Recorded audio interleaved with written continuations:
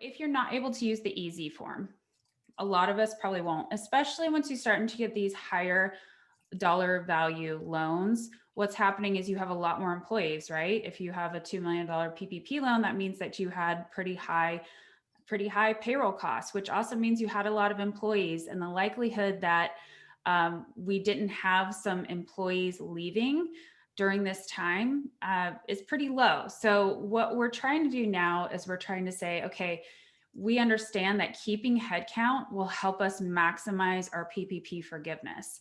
So what I want to talk to you guys about first is ways that you can essentially achieve safe harbor to then not have to prove out all of the details of your FTE loss. Okay, because if these things happened, if these safe harbors happen for you, then you kind of skip some of the complicated parts of the 3508 form.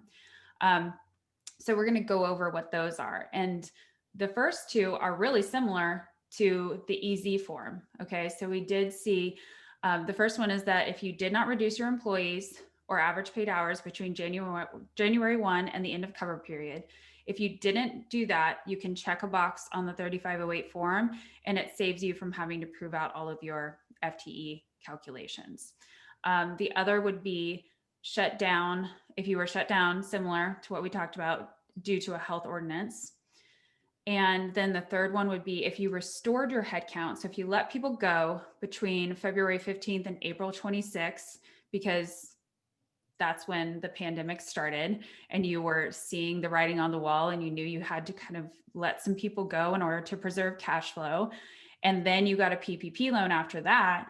If you let people go during that time, but you restored them as of the date of the forgiveness application or December 31st, and I'm saying restored them as in the head count. It doesn't have to be the exact individual.